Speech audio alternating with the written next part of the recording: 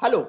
So today I have the privilege of having Mr. Nilesh Shah, the most revered person probably in the Indian stock market, whom I in one of my recent videos called as the Jamwan, full of knowledge. Everyone likes him.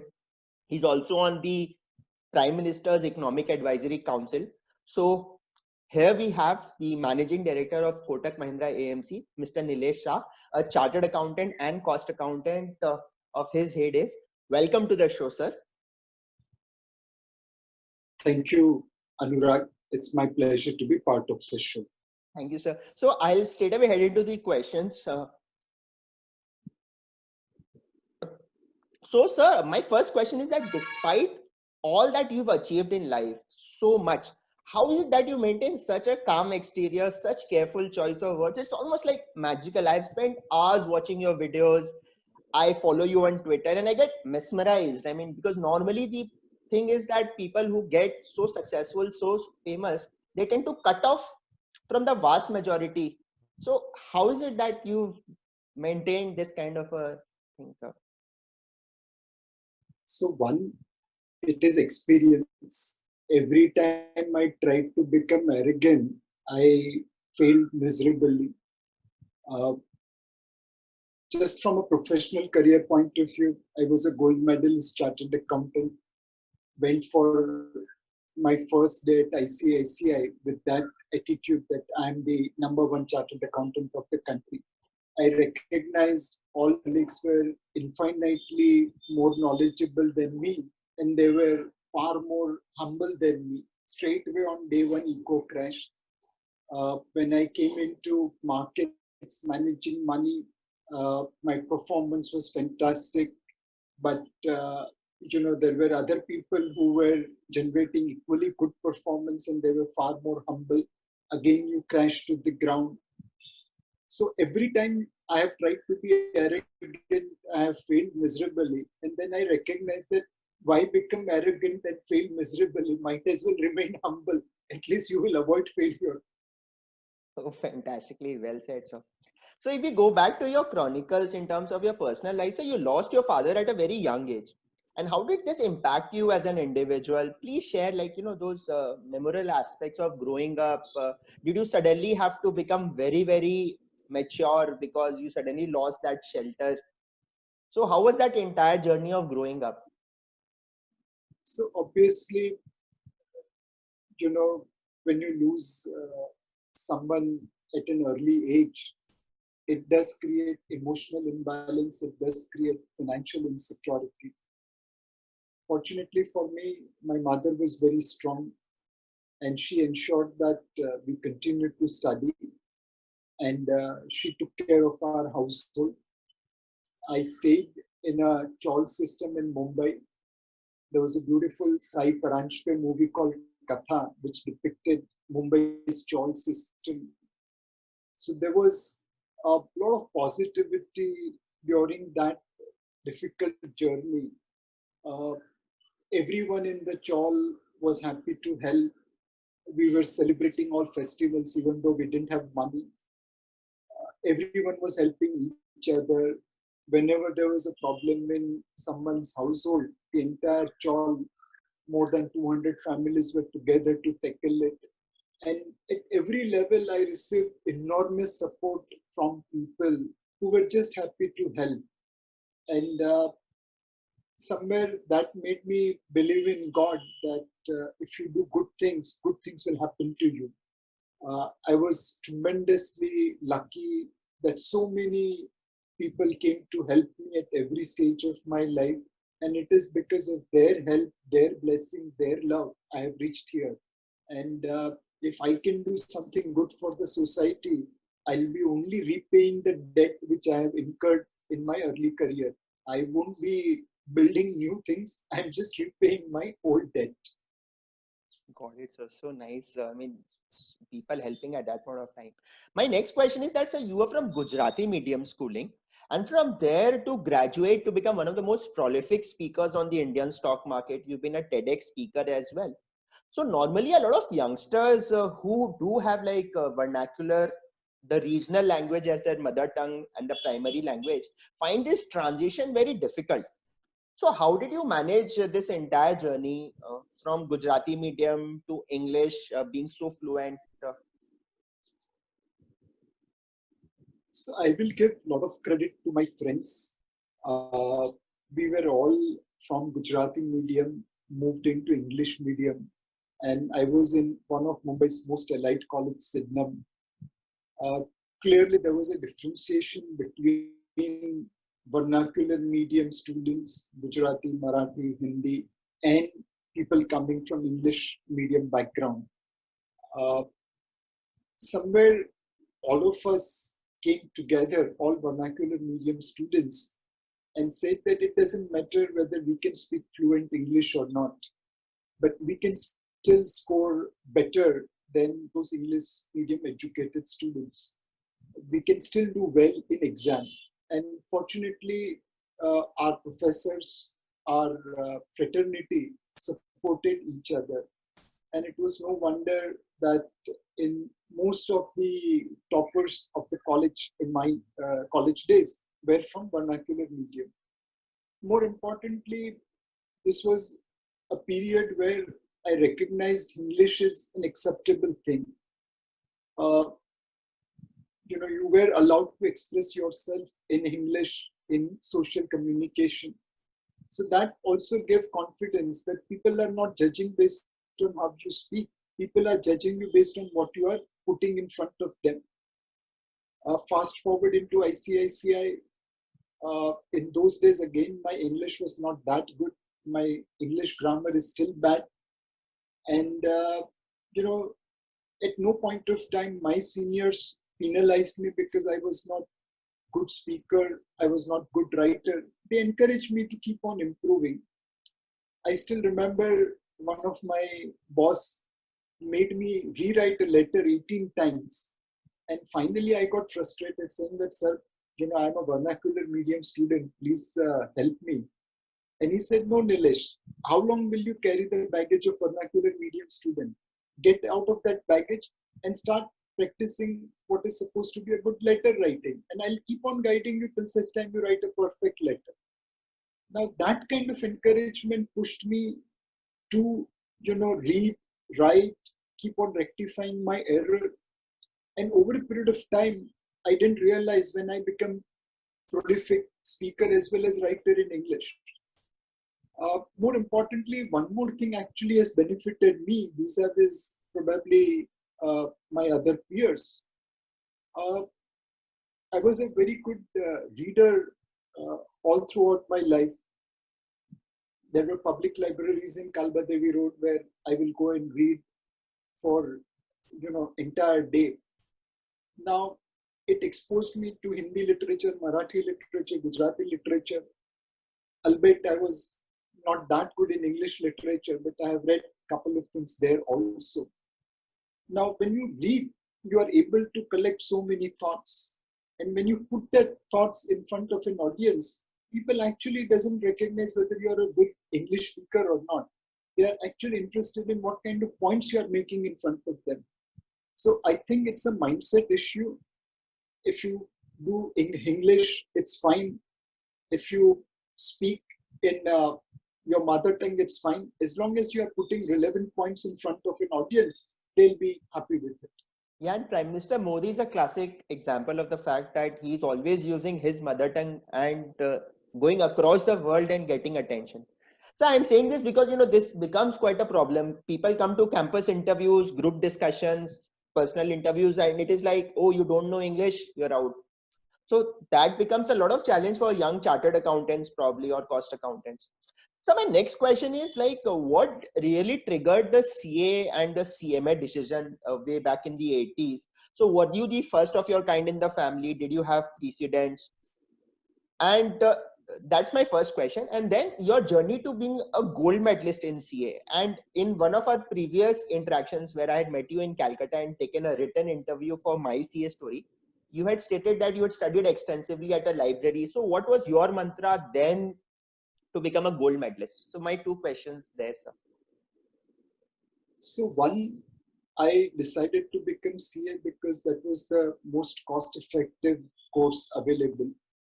I could have earned stipend or salary and yet get a professional degree. If I would have wanted to become MBA, that was not possible. And for me, earning money was as critical. Fortunately, I had a chartered accountancy firm which paid me much more than my stipend. Of course, I had to work for it, but it allowed me to earn money as well as get a professional degree. I have seen many of my friends and acquaintances who went towards making money because of family circumstances and compromised on professional degree. Now, this is a very, very bad decision. Even if you have to eat one time a day because you are not earning enough, do it, but earn a professional degree because that will allow you to excel in your career. Now, I'm not saying that having professional degrees must for excelling in career. There are many businessmen, there are many employees who are not CA, MBA, and yet doing well in life. But I'm talking about average. So it is important to get a professional degree which will give you head start in life. Gold medal in chartered accountancy, answer is no. I didn't have the luxury of a lot of time to study. So I used to go to a library for study where all the students will come together. There's a library called Petit Library in Mumbai. I believe even today, many CAs passes from there. And when you are studying seriously for 2 months with all the friends together, and constantly you are, focusing on study, it does create an edge for yourself. It does excel you. You are able to solve your doubts. You are able to understand others' viewpoint. Those corridor conversation, those tea time conversation somewhere get stuck into your mind, and it can incredibly help in the exam. Gold medal, is probably luck. Out of 50 chartered accountants, I was lucky to be number one. But the effort put in by the 50th ranker and the effort put in by the first ranker is virtually the same. Or maybe 50th guy put far more effort, but he was not lucky.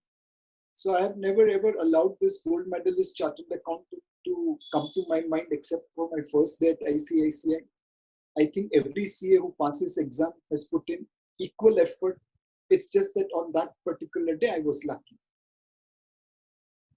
Sir, you stated in our earlier conversation that as a fresher, a CA fresher, you were interviewed by Larsen and Toubro, and that was the default choice at that point of time. And in the interview, you were told that, hey, young man, why don't you try your hand at equities? It is early 90s. This is going to boom. So, sir, please tell us about that, because that really, really enticed me a lot. That how did an interviewer tell you that, okay, you don't join us, you try this new thing, and then how did you get into mutual fund as an industry? Because that time it would have been a very nascent stage in India, early 90s. So, as I mentioned earlier, I have received incredible help from strangers. And being a gold medalist chartered accountant, we got invite from Larsen and Toubro. I went for an interview, cleared it, had to do a medical checkup, cleared it. We were given a visit to Sprawling Complex in Powai. And finally, at the end of the day, I was to meet this particular gentleman. He had a very big cabin, very elderly gentleman. And he told me, Nilesh, look, if you are going to join L&T, you are most welcome.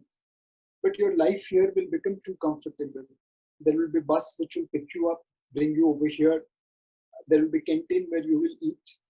And then there will be bus which will drop you back.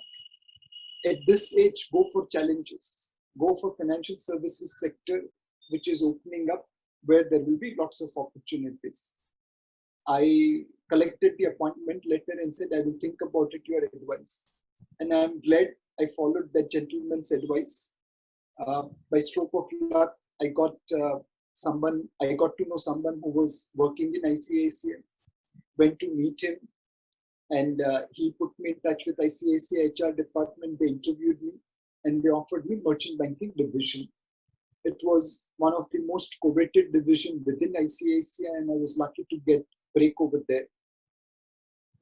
Again, in that interview, was I fluent in English? Answer is no. But my CA background came handy as I was able to reply many questions related to law and taxation. This became my strong points. And in that organization, many people came to me for their questions related to law and taxation. They were far better in structuring, they were far better in presentation. I was very good in law and taxation. Finally, I recognized that in order to excel over here, I need to understand market. This was the time post Harshit Mehta when things were completely in chaos. And in that chaos, I went out to meet brokers. Fortunately, they were all Gujaratis, Marwaris. I could connect with them in my mother tongue. I could build rapport with them. And I was able to get market knowledge, which was helping me pricing the issues.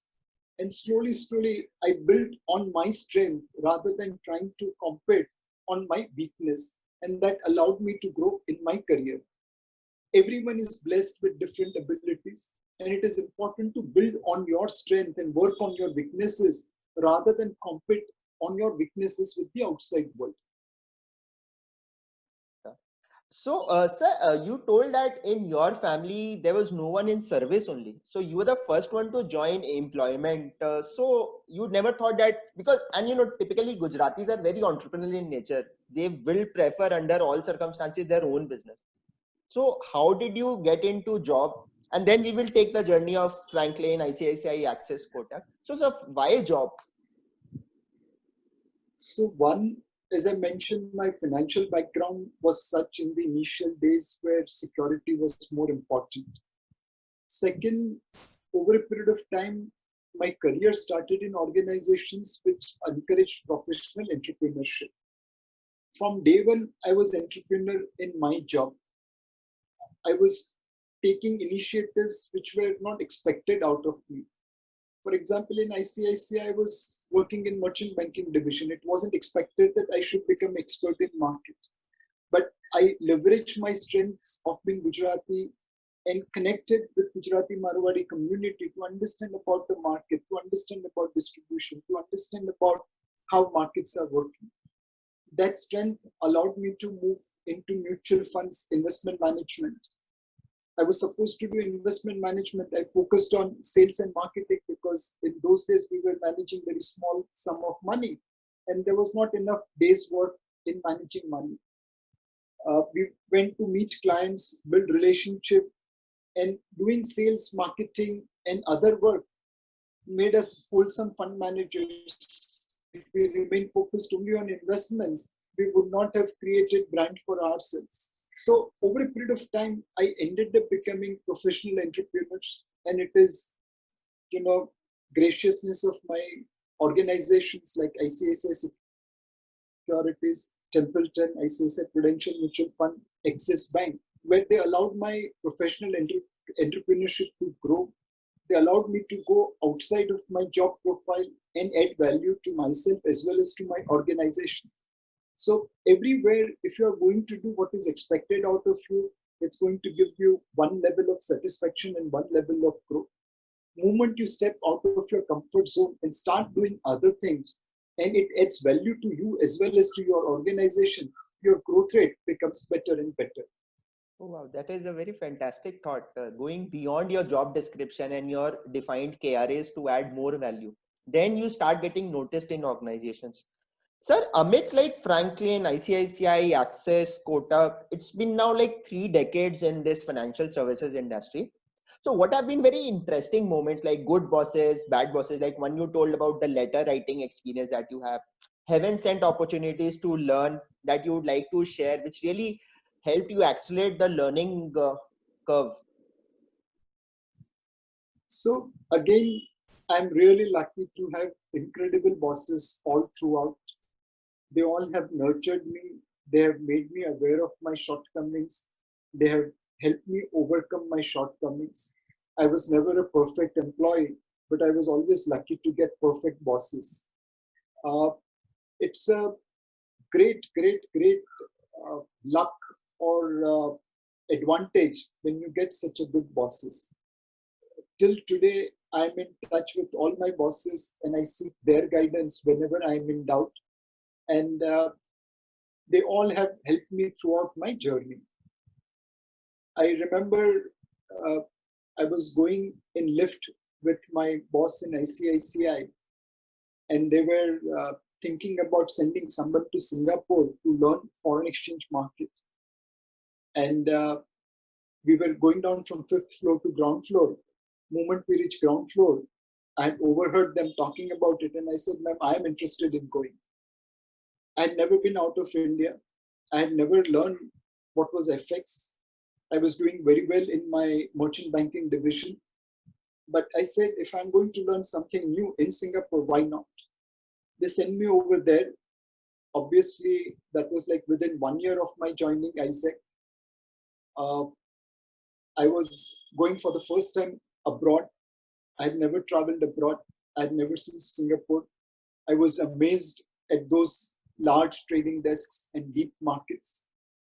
And I was keenly observing what others were doing. One day, the regional boss of that organization came to me and said, "What are you doing?" And I said, like, "I'm trying to learn what's happening. I was supporting someone who was doing market making in Sing dollar." And I said, "If you can give me some limit, I will outperform my boss." And he said, "Are you sure?" I said, "Yes, I will be able to do it. You give me an opportunity."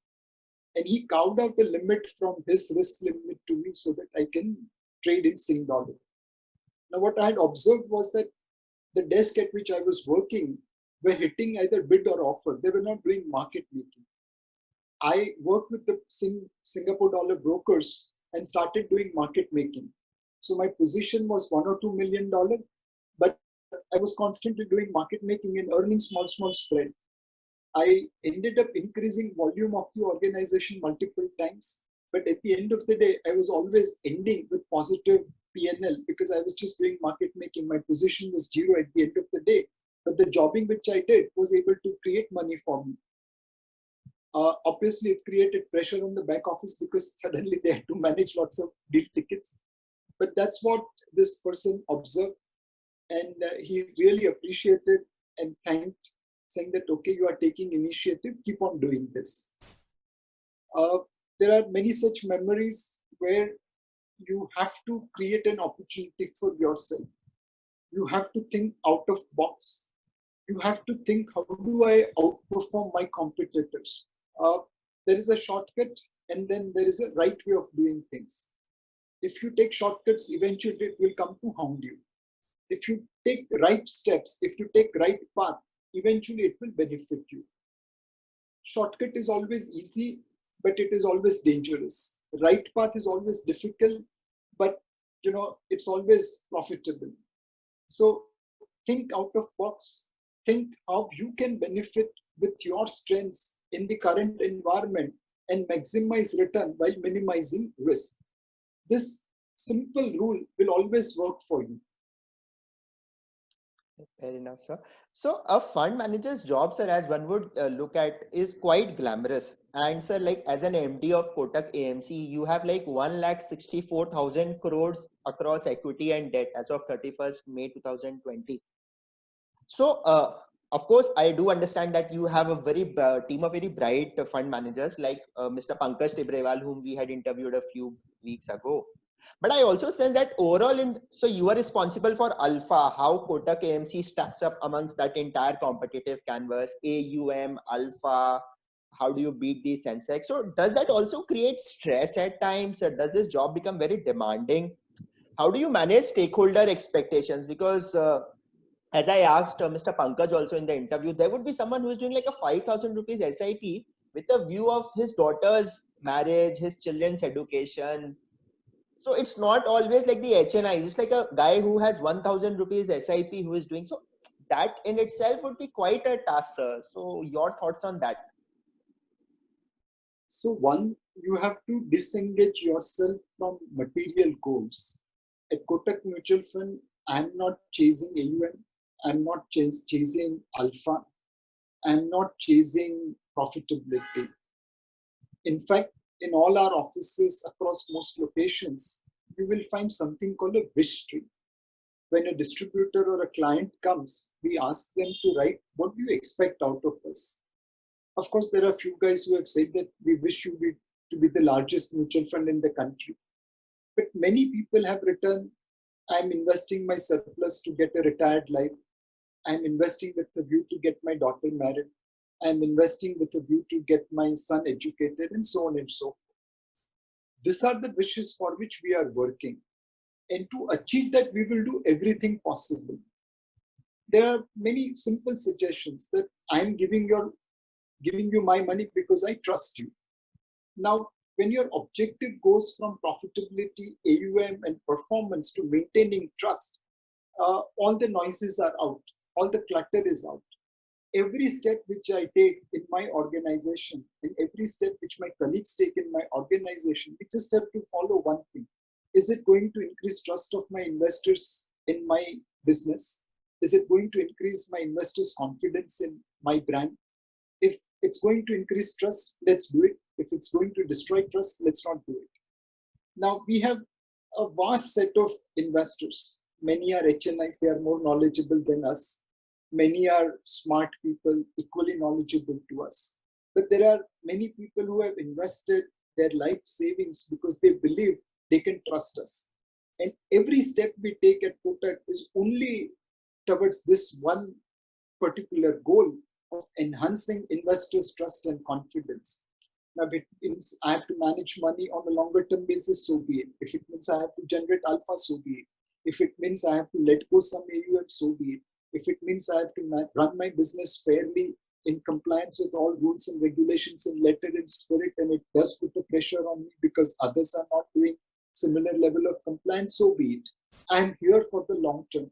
As long as I'm increasing my investors' trust and confidence, no power in the world can hold me down for a longer period of time. So, which segment do you enjoy more, fixed income or equity? And within fixed income and equity, were there like bets which went very, very good or very, very bad? And when such things happen, what do you tell yourself? And if you could share some very compelling example here.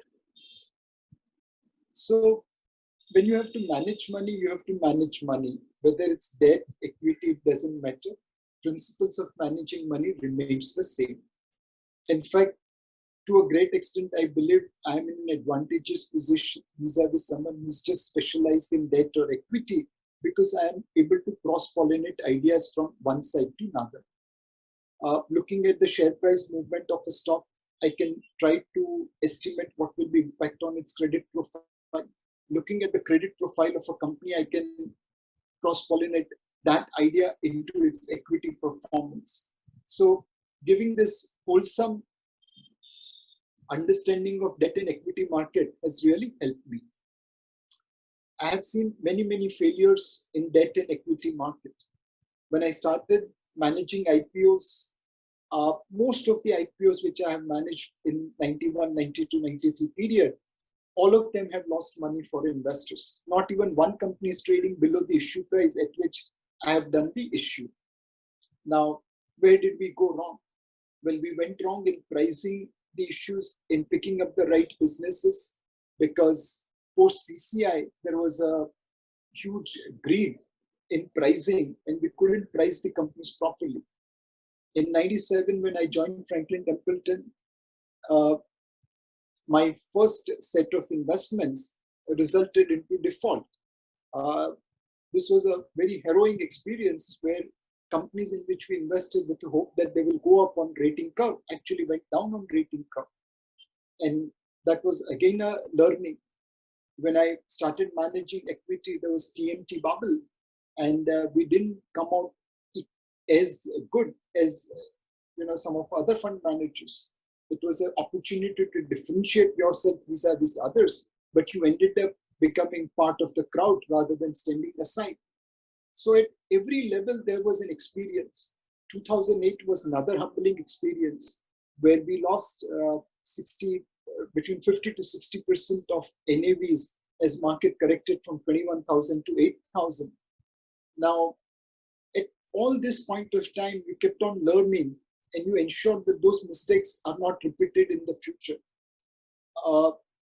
Every learning is every uh, failure is a learning opportunity. You can't avoid making mistakes, but ensure that you don't repeat the same.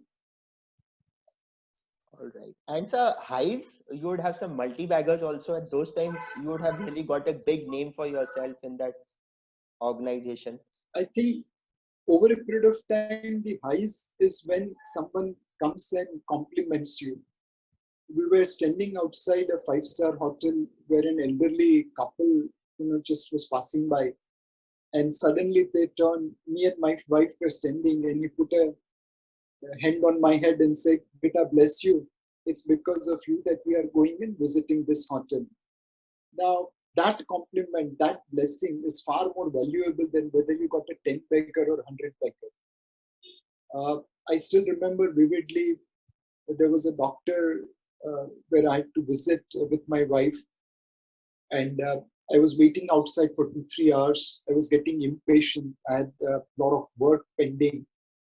Uh, so when we went in, when our turn came after 2-3 hours from scheduled appointment, he took us in, spent time without worrying about how many people were outside, went into complete details. And moment you saw him, you realized that you have reached in safe hands and now you are safe. He uh, went through complete examination in complete peace. Finally, he gave his conclusion that no, everything is fine, don't worry. And his words were sufficient. When I came out, his secretary asked, "Did you get the chit?" And I said, "No." Then I asked him how much money I have to pay. He said, "Wait." So she called up inside and said, "No, you don't have to pay any money." And I said, "But why?" He said, "No, doctor has said not to charge you." So I said, "Can I go and speak to him?" So I went inside and said, "Sir, you are not charging me anything. I don't even know you, and you have given such a good assurance. If you don't charge me, how will I come back again if there is a need?" And he said, "No, Nilesh bhai, you can come anytime you want. And you have made enough money for me, so I'm not going to charge you." Now, this is coming from a person whom I was meeting for the first time. If you would have asked any money, I would have paid because it was related to medical side. And yet, he, genuinely blessed me. These are all the, rewards of my career. These are all highs of my career. That I get blessings from such set of people because I have added value to them. This is what gives you kick. This is what you yearn. This is the respect which you gather. A 5 bagger, 10 bagger, 100 bagger, was jisko just jo hona hai wo hoga. Why bother about that? Our job is to add value to our clientele. So in your TEDx talk, and I keep watching that again and again because it talks a lot about some very pertinent principles. One is that we as Indians have to be very proud of ourselves, and we don't. We've lost that pride. We compare ourselves to Americans and Europeans, and our Indian raw mentality, and where we as a nation have some percentage which is Australia, some percentage of the population which is Philippines, and a vast majority which is sub-Saharan. So what's your vision for our country, its youth? And you made a very fair comparison with China, that at one point of time we were on the same pedestal. They just moved far ahead of us. So now that you're part of the PM Economic Advisory Council as well, so how does this entire thoughts translate into something which is more concrete in terms of action? And So essentially, the journey of a country can't happen overnight. It happens over a period of time. From time immemorial till probably 18th century, India was center of the world, contributing on an average 1/4 of global GDP. We were the only country where diamond was produced. We were the only country where one after another attacks used to happen because we were so rich. Somewhere post 18th century, when Englishmen came, they destroyed our education, they destroyed our culture, they made us feel as if we are inferior quality. And that has actually resulted into degradation of our culture. If I put it in a very lighter way, just look at our cricket team. we had fantastic cricketers right from when we started playing first test before World War II, all the way till 70s and 80s. Exceptionally good batsmen, exceptionally good spinners, some of very good fast bowlers. And yet, we were never a consistent winning team. We used to win occasionally, but we were never a consistent winner. Even though Kapil Dev did won the World Cup and made India's name proud, uh, the consistency was still missing. And then see what happened now. We are consistently there in top 1, 2, 3 team. Every team is afraid of India. They consider us as a worthy competitor.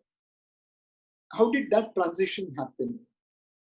I think a lot of that transition can be reflected into Saurav Ganguly taking his t-shirt out on Lord's balcony.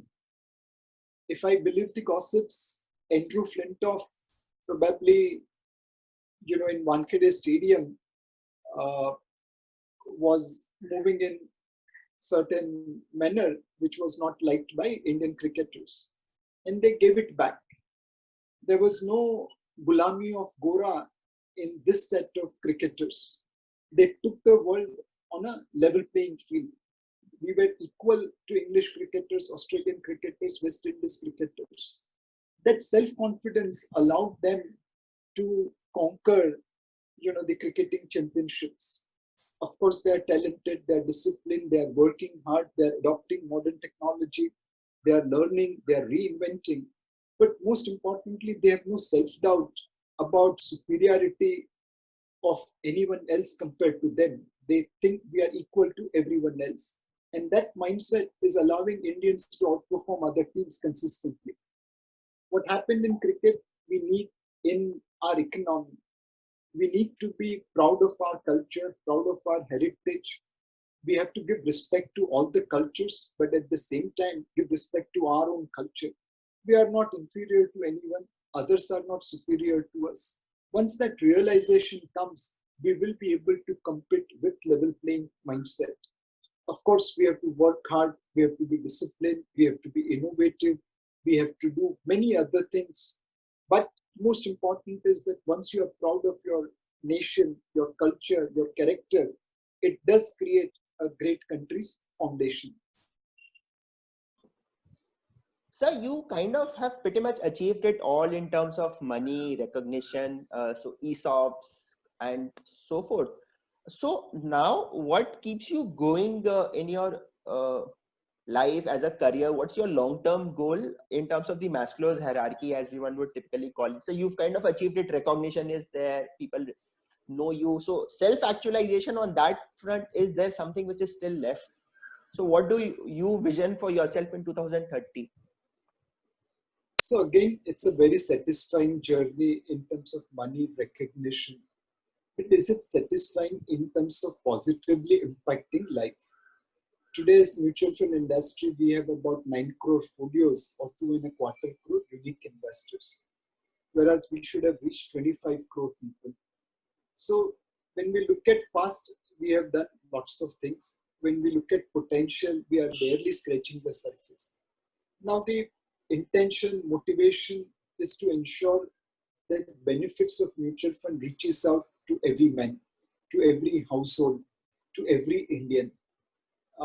In some sense, I call it freedom struggle too. Uh, you know, my grandfather's generation, they all took proud in saying that बस जब गांधी जी ने बोला था तो हम लोग ने भी लाठी खाई थी. We also contributed our way to India's freedom struggle. That itself gave them so much of pride and so much of pride to us. Now, India is already independent. What are we trying to achieve? Well, we are trying to keep India financially independent. Today, FPI's ownership of Indian equity is roughly about 21-22%.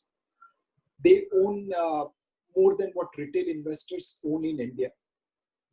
Many of our large companies today are technically Indian company, but when they do well, the benefits of that are more visible in Singapore, Tokyo, London, New York, rather than in Jaipur, Ahmedabad, Rajkot, and so on and so forth.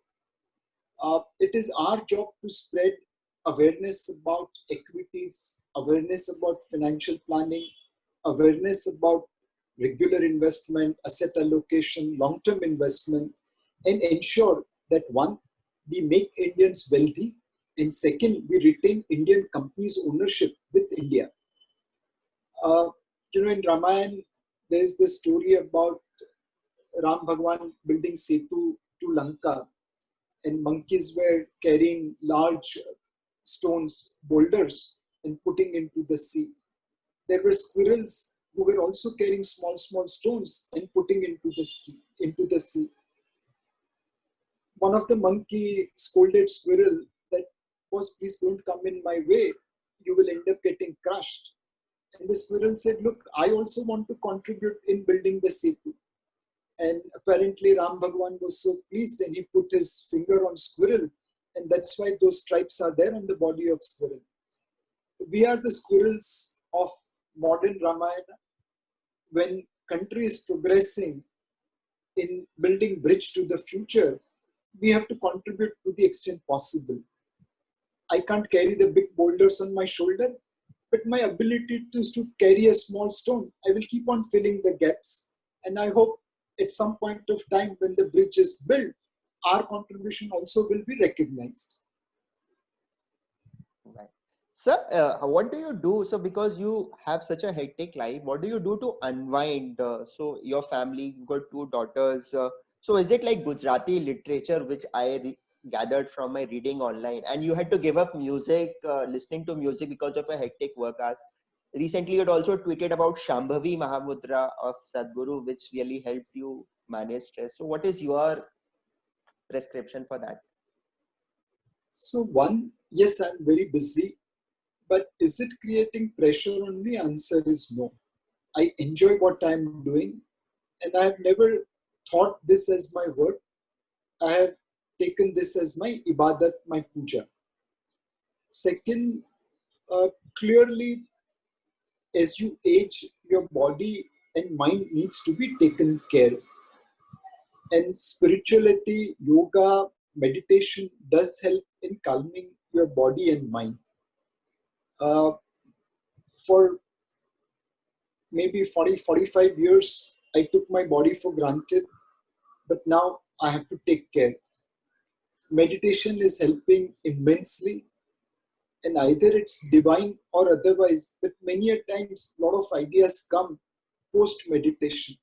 When your mind is calm, you are able to thought through the noise, thought through the clutter.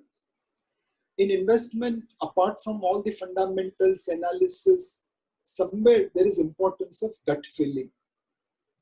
You have to take a call, and a calm mind and a strong body probably allows you to take better gut call. So I have followed the path of meditation and yoga. Shambhavi Kriya is fantastic. It really calms your mind. It also helps improve your immunity.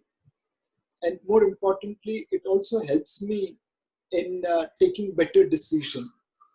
So this, in some sense, is my winding down. In some sense, it is my way to rejuvenate myself and become better in what I'm doing. But at the end of the day, no matter how hectic things are, as long as you are taking this as your puja, as your ibadat, it doesn't matter. You don't really recognize the burden of carrying the weight. When I started managing money, my first fund had 35 crore in AUM.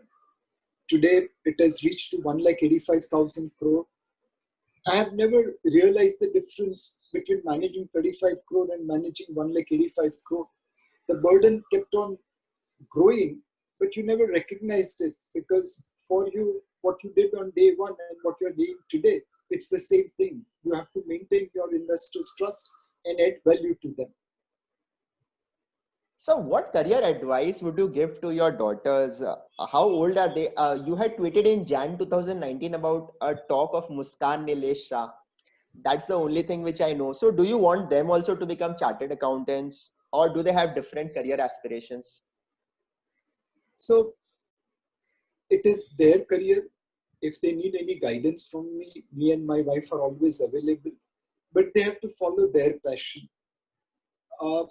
See, each one of us have certain ability, certain passion. If we follow our passion, we will probably do 120% output with 100% effort. If we follow something else which is not our passion, we will still deliver 80% output with 100% effort. My advice to my daughters will be follow your passion, do what you think is right for you, because that's way you will be able to excel. My elder daughter has pursued the path of biology. She has graduated in biology, and right now she is aiming to become public health policy expert.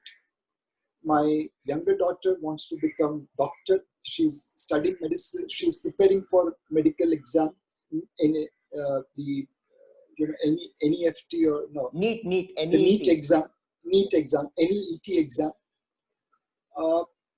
It's their passion, and I'm sure whatever path they follow, if they're following their passion, they will do well. But not commerce. So See, Gujju and Marwari DNA will always have common inbuilt, and they should follow their passion. They don't have to follow in the footsteps of their father or mother. My wife also is a doctorate from IIT Mumbai. oh. She is a professor in college, and undoubtedly she's far more knowledgeable than me and far more intelligent than me. And I'm happy that she didn't choose the path of investment. Otherwise, I would have to find some other job. So my final question to you, what would Mr. Nilesh Shah's advice right now be to Mr. Nilesh Shah at the age of 20, considering all the experiences that you've gathered over the years?